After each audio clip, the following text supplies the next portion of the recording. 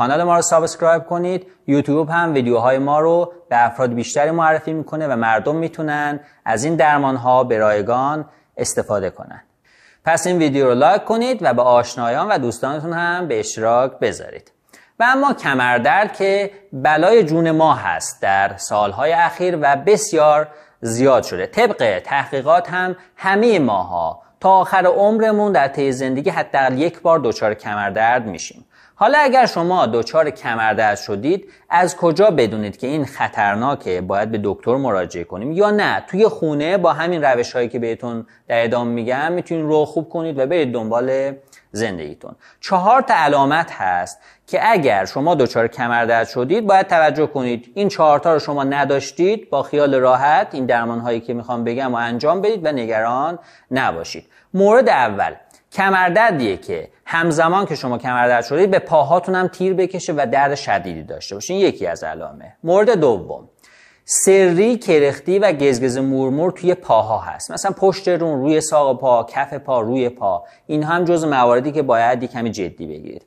مورد سوم ضعف و لاغری و سنگینی توی پاها هست. یعنی شما حس می‌کنید کمردرد گرفتید، الان دیگه پاهاتون هم سنگین شده، زانو خالی میکنه، مچ پای میخواد ول بشه، پیچ بخوره، پله بالا پایین دیگه سخته براتون بالا پایین برید. این هم جزء موارد سومیه که باید جدی بگیرید. و مورد چهارم که در موارد نادر اتفاق میفته ولی خب باید گوشه ذهنتون داشته باشید، کمردردیه که همزمان شما با دچار بی اختیاری ادرار و مدفوع بشید. اگر این موارد رو هر 4 تاش رو یا حتی 2 تا از اونها رو نداشتید، خیالتون راحت باشه که خیلی مسئله جدی نیست و میتونید در ادامه با این درمان‌هایی که بهتون میگم این رو توی خونه درمان کنید. شما برای کمردرد همزمان با حرکاتی که میخوایم آموزش بدیم بهتر از کمربند طبی هم چند هفته‌ای استفاده کنید. و چه بهتر همزمان که از کمربند طبی و حرکاتی که آموزش میدیم استفاده میکنید، اطراف عضلات کمر یعنی اطراف مهره ها از کیسه گرم هم روزانه چند وعده 20 دقیقه‌ای استفاده کنید. کمربندهای طبی انواع مختلفی داره ولی اونی که صرفاً برای شما کمردرد میخواید استفاده کنید اینا کمربندهای لومبوساکرال هستن که یا کورست های کمری هم معروف هستن. همه تجهیزات پزشکی ها و داروخونه ها هم دارن. خیلی پهن نیستن، به این شکل که میبینید به شکلی میبندید که 5-6 سانتون روی باسن بیفته، بقیهش روی کمر. سایزهای مختلفی هم دارن، طبیعتا با توجه به سایز خودتون باید بگیرید. میدیوم، لارج، ایکس لارج. خب ببینید به این شکل میبندم که من یه چند سانتی بیفته روی باسن، بقیهش روی کمر باشه. یه مقدار میکشید که یه مقدار هم سفت باشه. حالا این مثلا بند اضافی داره ولی مال شما نداشته باشم ایرادی نداره. به این شکل که میبینید این رو شبانه روز میبندید. البته موقع خواب میتونید رو باز کنید، فقط مواقعی که سر پا هستید یا نشستید میتونید استفاده کنید. چند هفته مواقعی هم که میخواد ورزش ها و حرکاتی که میخوام آموزش بدم رو انجام بدید حتما این رو باز میکنید. همچنین استراحت نسبی هم طی این دوره 2-3 هفته‌ای که میخواید این کمردرد کامل خوب بشه فراموش نکنید. استراحت نسبی استراحت مطلق محسوب نمیشه که شما صبح تا شب بخوابید توی رخت خواب بگید من برای کمردرد میخوام استراحت کنم. فعالیت‌های ساده روزمره، این که میخواید حالا حموم برید، دستشویی برید، یه پیاده‌روی‌های خیلی کوتاه رو داشته باشید ولی سعی کنید کار سنگین، زیاد سر پا وایسادن، زیاد رانندگی کردن، زیاد نشستن، اینا رو 1-2 هفته‌ای کم کنید یا کلا نباشه. ولی فعالیت نسبی هم با کمربند ایرادی نداره. حرکت اولمون به این شکل. توی حالت 4 دست و پا قرار میگیرید. حتی اگه دردتون خیلی زیاد بود توی خونه مثلا 1-2 نفر میتونه بهتون کمک کنه. توی این حالت قرار بگیرید. طبیعتا میتونید اون جایی هم که قرار گرفته اگه زانو درد دارید یه جای نرمتری باشه، پتوی چیزی بندازید. حالا توی این وضعیت این حرکت رو به آرامی انجام میدید. ببین توی 4 دست پا به سمت جلو میرید و به سمت عقب. عقب تا کجا میاد؟ تا جایی که این درده میخواد مثلا یه ذره تشدید پیدا کنه مال کمر. یه 3-4 تا که این حرکت رو انجام دادید کم کم دامنه حرکت رو و اون رفت و برگشتی رو یک کمی بیشتر میکنید.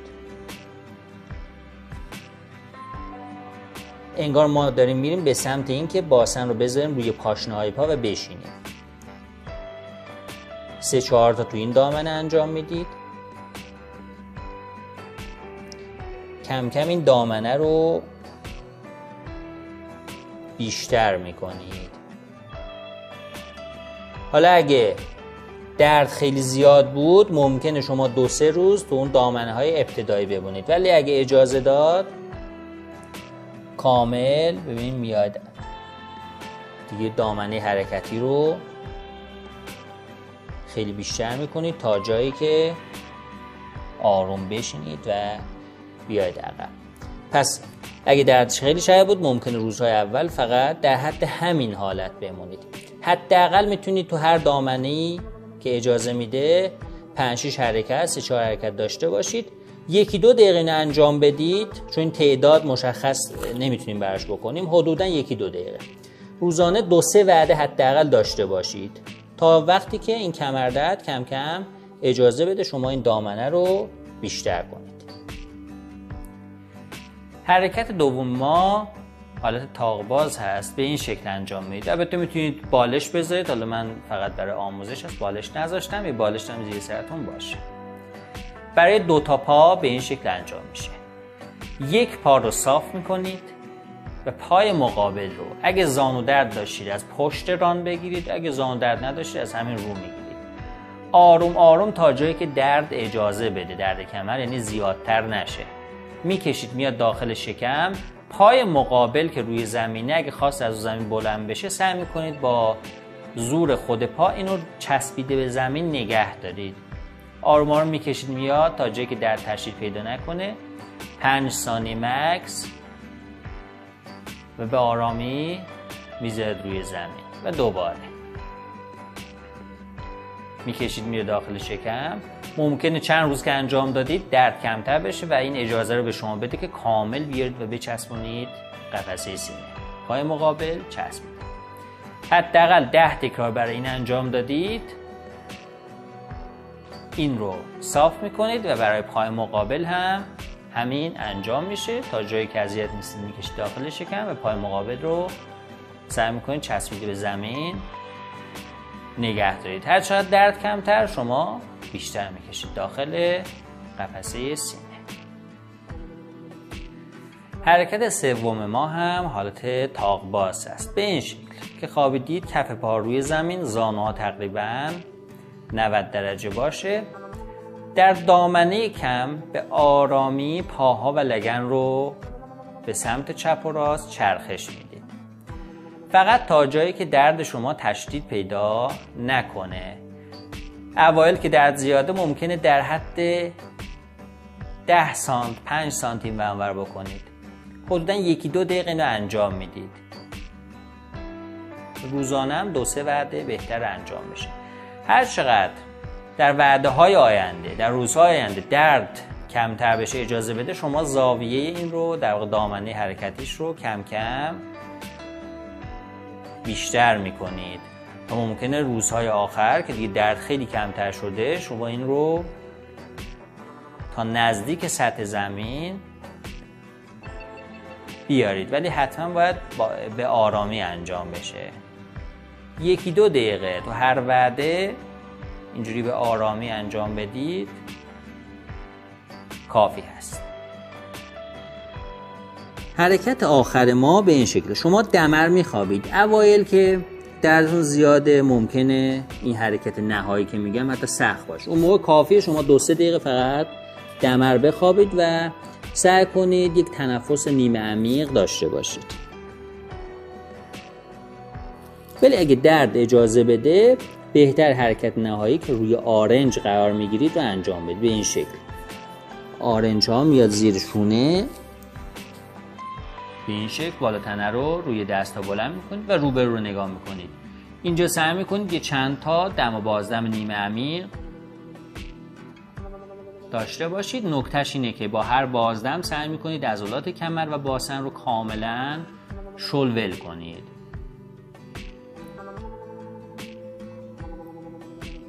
که چند تا دم و بازدم انجام شد به آرامی میاد پایین. اینجا یه استراحت کوتاه و دوباره 10 تکرار روزانه 2-3 وعده حداقل این رو داشته باشید. توجه کنید که با مجموعه اینها ما انتظار داریم طی یک هفته درد کمر شما حدوداً 50% بهتر بشه. اگه خیلی خیلی کم تغییر کرد و همچنان درد شدید داشتید طی یک هفته با مجموعه اینا کم نشد، بهتر پزشک مراجعه کنید. ولی اگر طی یک هفته حدوداً 40-50% دردتون کمتر شد، بهتره 1-2 هفته دیگه همین ها رو ادامه بدید تا کمر درد کامل از بین بره. مرسی که این ویدیو رو هم تماشا کردید. اگر دوست داشتید براتون مفید بود حتما لایک کنید، برامون کامنت بذارید. هر سوالی هم داشتید حتما در قسمت کامنت ها از ما بپرسید. در اولین فرصت بهتون جواب میدیم. مواظب خودتون باشید. بهترین ها رو برای شما آرزو داریم. فعلا خدا نگهدار.